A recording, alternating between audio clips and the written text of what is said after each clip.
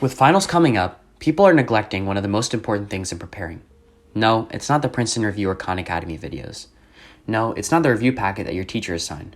It's in fact something you wouldn't think of at all. Hi, my name is Rohan, live on the Healthy Human podcast.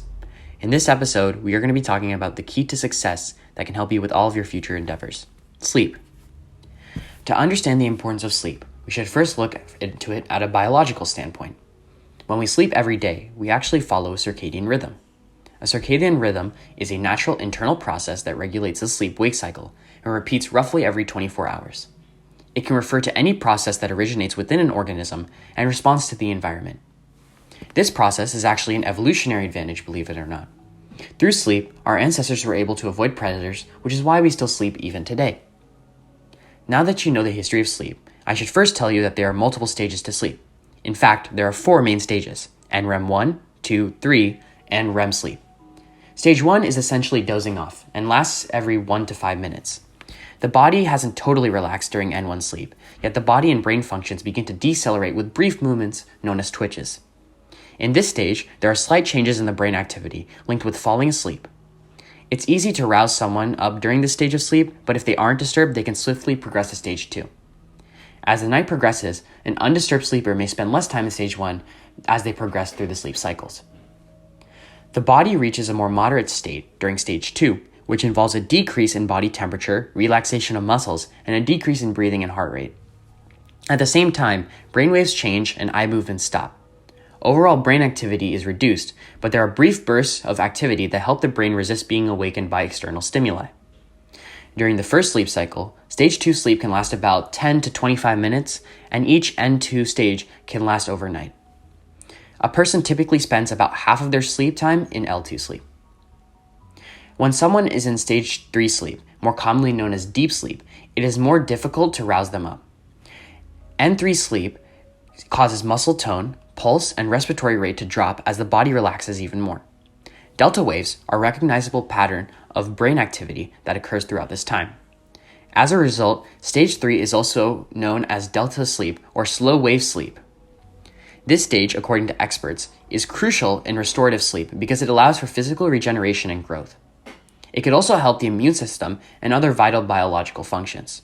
Despite the fact that the brain activity is lowered, data suggests that deep sleep aids with insightful thinking, creativity, and remembering.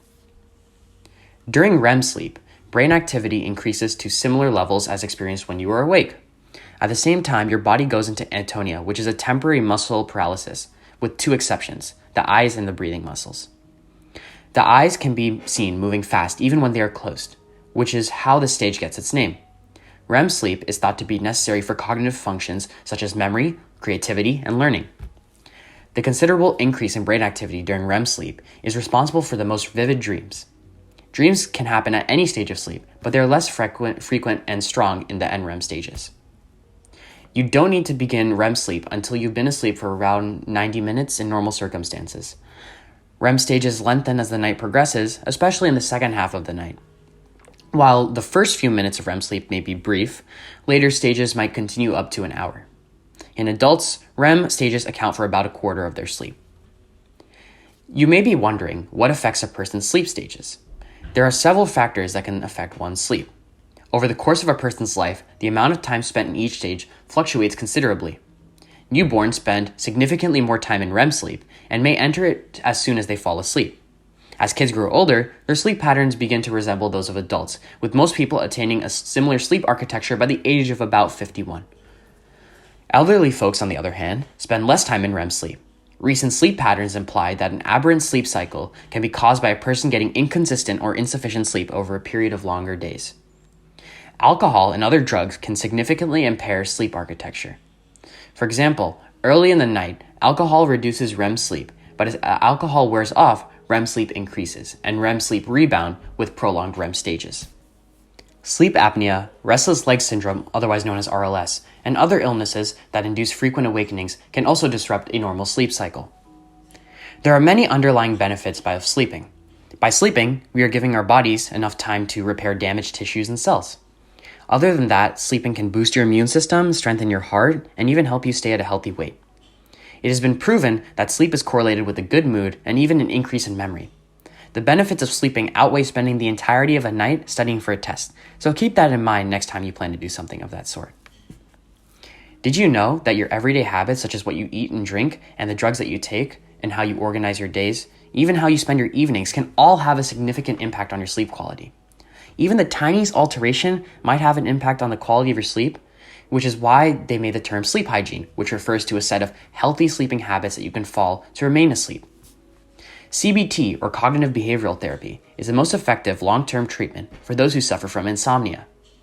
Cognitive behavioral therapy aids the modification of activities or ideas that prevent you from sleeping effectively. It aids in the development of habits that encourage a healthy sleeping pattern. A mental health counselor, psychologist, or other professionals usually teach you these habits.